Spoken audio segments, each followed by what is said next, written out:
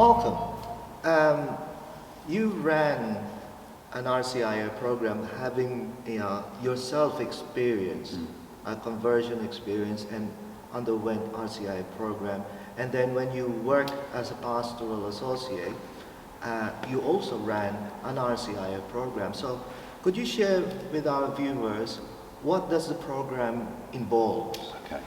The first thing I'd like to explain is that we use the word program, but everything has to be tailored for the person who is inquiring about initiation. So that 1 year is not necessarily the same as the other year. So the first thing I would say that when a person comes and inquiring about the possibility of entering the church, my own personal way of doing it was I would actually have an interview with them. We would talk together because I'd need to feel comfortable with who they were and what their motivation for becoming a Catholic was. It's okay to have different agendas, your own agendas, because sometimes God uses that in order to attract you to something.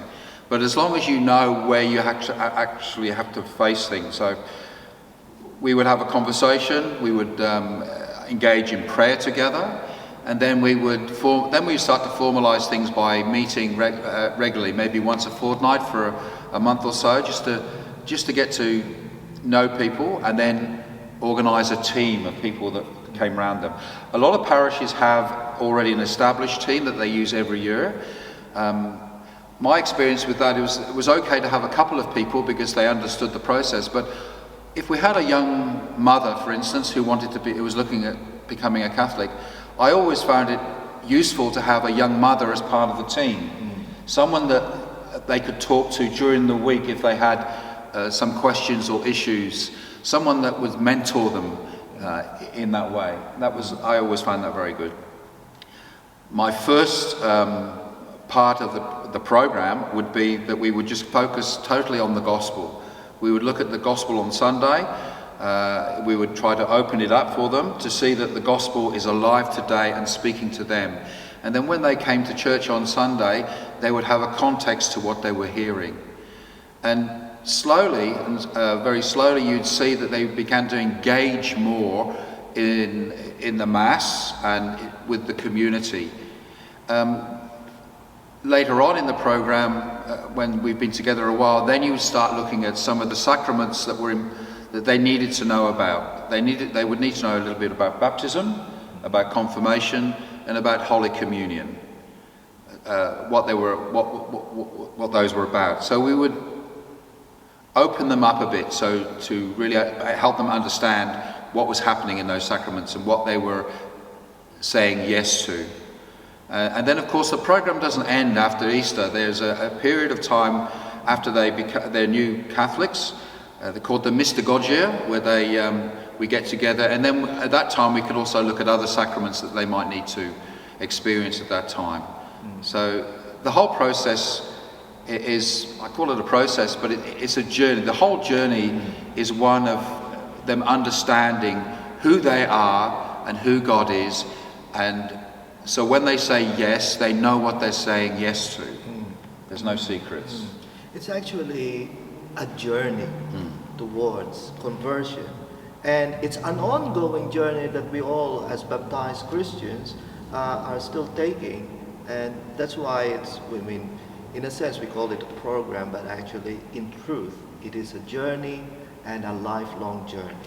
And it's not a teacher-student journey, it's a journey together, because I learn a lot from this journeying with other people. Not just about the person, which is an honor when a person lets you into their lives, but also you learn more and more about yourself, and you learn more and more about the church, and you learn more and more about who God is and the love that He has for all people. Yeah, it reminds me of Pope Francis always emphasized the word accompaniment, because it's a powerful word. Yes. Especially as we are all called to discipleship. And we become disciples to each other, and discipleship to the candidates, which eventually they themselves become disciples, and we accompany each other. You accompany them on this journey, and you walk at their pace. You don't push, you don't pull, you walk at their pace, because everybody's unique and everybody has an individual journey, and it's important that we journey with them at their pace. There's never any pressure on anybody. There actually becomes pressure on you, because as we journey together, they want to know more and more, and they want to spend more and more time learning, which is a delight. So.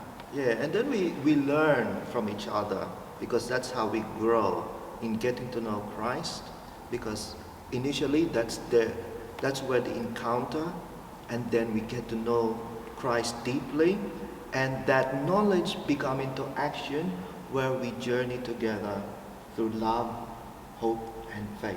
And you know when you're getting towards the end of the journey, because usually a Sunday in February, we all go to the cathedral here in Melbourne for the rite of election, and I just love watching the people's faces, because they suddenly realise that it's not just a small parish, it's the whole Archdiocese of Melbourne have come together, and there are hundreds of people taking this journey together. And they get to meet the Archbishop. He welcomes them. All the names are recorded in the register at the cathedral. So they must be important, because their names are recorded and they're on this journey. Yeah, Book of the Elect. Yeah, the Book of the Elect. Yes. And they all go up together just to watch their faces, the awe they have where they are. For many people, it's the first time they've been to the cathedral, and they don't realise how big it is. And the music is always inspiring, and the Archbishop is always a welcoming figure, and particularly with Archbishop Comensoli, he likes everybody to come up around the sanctuary around him, and even at the end they have a photograph, and he's right in the middle, surrounded by all these people, all different journeys, all with big smiles on their faces. It's just a wonderful thing. It's because it expresses the joy of the communion of faith. And it expresses for them especially the community of faith that they will be belonging to. Yeah. It's the joy. I think for the first time people realise that they're going to belong to something that's bigger than themselves. And ultimately belonging to Christ. Yes. And it's encouraging when people see that there are hundreds of people taking the same journey. They can breathe that deep breath of, I'm not alone. There are other people that are coming here with me. Yeah. And ultimately, the big celebration of Easter Vigil, belonging to Christ ultimately, and belonging to Christ continues in our journey, all of us as baptized Christians, and with the dying and the rising moment, with all the challenges that we face, we're not alone, as you've said. We're not alone, because Christ is with us in our suffering and in our glorious moment, in the joy. And this is a wonderful thing of our faith. And the fact that the candidates and the catechumens inspire the people of the parish. They do. They're an inspiration to us all. Personally too, I am always inspired with the candidates as well in their conversion journey. In the conversion journey and the joy that they express especially when I baptize them at Easter Vigil, and I also witness the joy of the community as they are welcome. They welcome the candidates to belonging to our community of faith. And often I experience in one particular year, you experience the candidates from the last year at the Mass on the Easter Saturday night. They come there because it's their first anniversary. Yes. And you can just see the delight in their faces, and they're happy to be there. And they're still connecting with everybody in the parish. They're still continuing their journey. It's very inspiring, very rewarding. Well, thank you very much, Malcolm, You're for welcome, sharing Lars. with us, and then reflecting on the rite of Christian initiation for adults. It's a wonderful experience. It's one of the ancient practices that we have since especially during the early church, the early Christians, how they journey in their conversion as well. and it continues nowadays, and it will continue because the ongoing evangelization and mission of the church to preach the gospel and the command of Jesus, make disciples of all nations, Yes. baptizing them in the name of the Father and the Son and the Holy Spirit, and welcoming them into the community of faith which we all belong to with Christ. Thank you, Lawrence.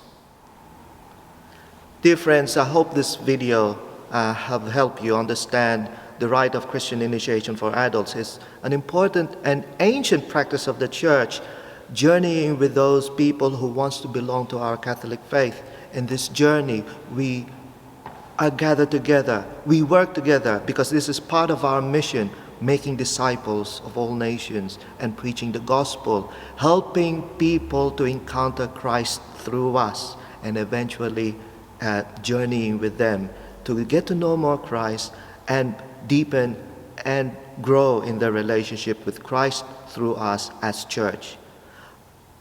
Join me once again to another video episode of the Parish Life and Mission vlog, wherein we will explore different aspects of Catholic life, faith and teachings and traditions, helping you to grow in your faith journey, deepening your knowledge of and relationship with Jesus, and encouraging you to be active and involved in your own parish community. So for now, thank you for watching, and see you. God bless.